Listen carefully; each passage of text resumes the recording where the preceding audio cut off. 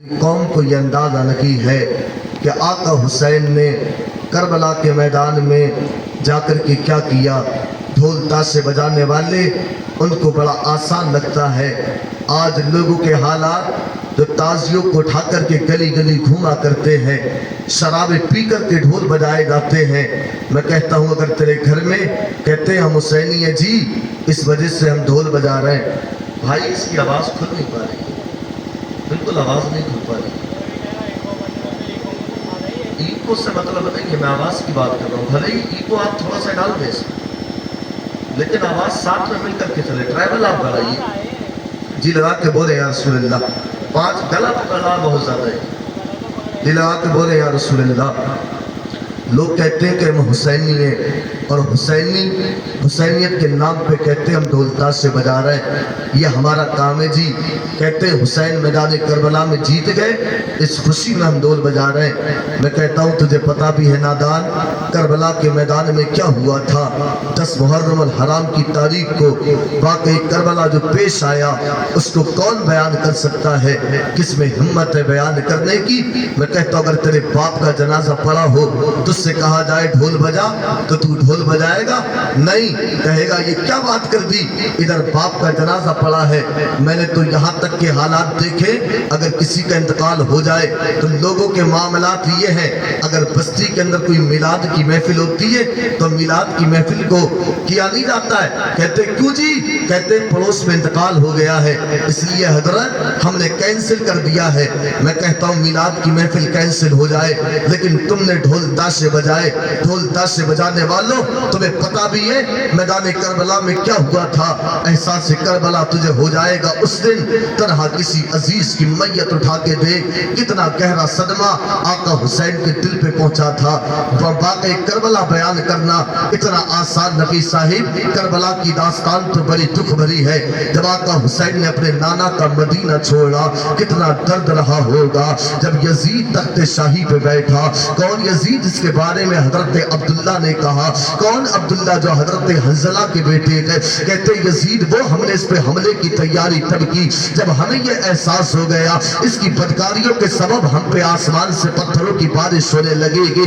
اتنا بدکار تھا کہ اس کے دور خلافت میں ماؤں کے ساتھ میں بیٹے نکاح کر رہے تھے، بہنوں کے ساتھ میں بھائی نکاح کر رہا تھا، سگا بھائی اپنی بہن کے ساتھ میں نکاح کرتا، سگا بیٹا اپنی ماں کے ساتھ میں نکاح کرتا۔ حالات اس قدر خراب ہو چکے تھے کہ بھائی بہن کے ساتھ میں نکاح کرتا، بیٹا ماں کے ساتھ میں نکاح کرتا۔ جب یہ یزید تخت شاہی پہ بیٹھا، اس نے مدینے کے صوبیدار ولید بن عقبہ کو حکم دیا کہ حسین کی بیعت لے لے۔ اب آقا حسین سمجھ گئے وقت آ گیا کہ نانا کا مدینہ چھوڑ کے جانا ہے، اس لیے کہ آپ کو معلوم تھا یزید میری بیعت لیے بغیر مانے گا نہیں، اس لیے کہ بیعت اگر لینا ہے، اگر وہ بیعت لینے کے لیے آئے گا، حسین کا ہاتھ پاک ہے، یزید ملعون ناپاک ہے، اس کے ناکام کاموں کی طرح حسین کا ہاتھ اس کے ہاتھ میں نہیں جائے گا۔ آقا حسین نے جب مدینے کو چھوڑنے کا ارادہ کیا تب پتا کتنا درد رہا ہوگا، کتنا احساس رہا ہوگا آقا حسین کو۔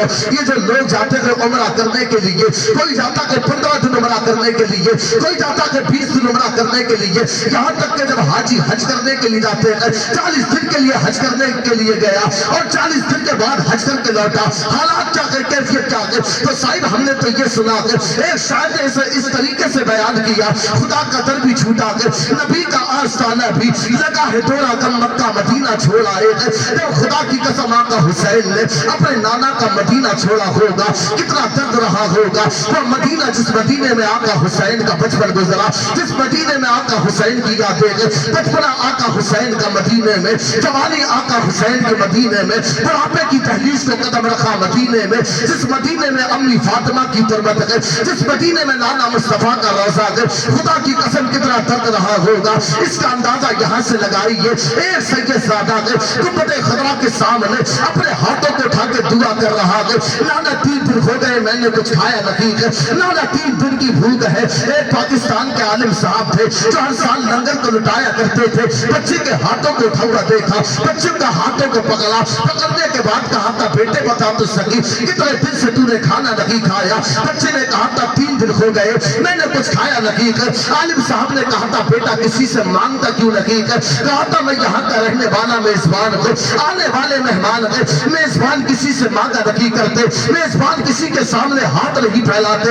اللہ اکبر، بچے نے اتنا کہا، عالم صاحب بچے کو اس مقام پہ لے کر کے آئے تھے جہاں پہ لنگر کو لٹایا کرتے تھے، بچے کو بھر پیٹ کھانا کھلایا، کھلانے کے بعد کہا تھا بیٹا اپنے گھر واپس لوٹ جاؤ، تمہاری ماں تمہارا انتظار کرتی ہوگی، تمہاری بہنیں تمہارا انتظار کرتی ہوگی، تمہارا باپ تمہارا راستہ تکتا ہوگا۔ بچے نے رو کے کہا تھا عالم صاحب مائیں ان کی انتظار کرتی ہے جن کے سروں پہ ماؤں کا سایہ ہوتا ہے، بہنیں ان کی انتظار کرتی ہے جن کے سروں پہ بہنوں کے ہاتھ ہوتے ہیں، باپ ان کا انتظار کرتا ہے جن کے سروں پہ باپ کا سایہ ہوتا ہے۔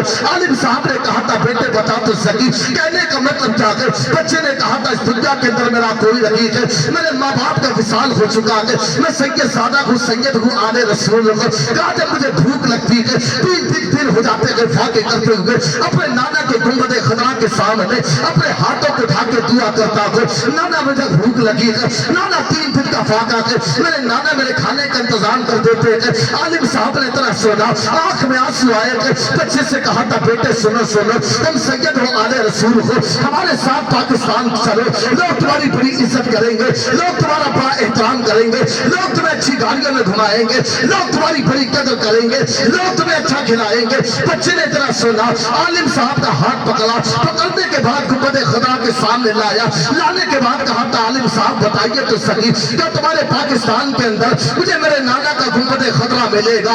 عالم صاحب نے اتنا سنا، بچے سے ہاتھ کو چھڑایا، چھڑانے کے بعد کہا تھا بیٹا اچھا کھانا ملے گا گنبد خضرا نہ ملے گا، اچھا پہننے کو ملے گا گنبد خضرا نہ ملے گا، لوگ بڑی بڑی گاڑیوں میں گھمائیں گے، گنبد خضرا نہ ملے گا۔ بچے نے عالم صاحب سے کہا تھا عالم صاحب مجھے دنیا کی دولتیں نہیں چاہیے، بھوکے رہ کر کے گزارا کر لیا جائے گا، ارے ہمیں سے نانا کا گنبد خضرا چاہیے۔ گویا کہ بچہ کہہ رہا تھا ارے چیزے کی طرف دیکھنا، مردے کی طرف دیکھ، جب چوٹ لگے دل پہ مدینے کی طرف نعرہ تکبیر، نعرہ رسالت، نعرہ غوثیت، مسلکی اعلیٰ حضرت ذکر شہید اعظم، نعرہ تکبیر، نعرہ رسالت۔ چوٹ لگے دل پہ مدینے کی طرف دیکھ۔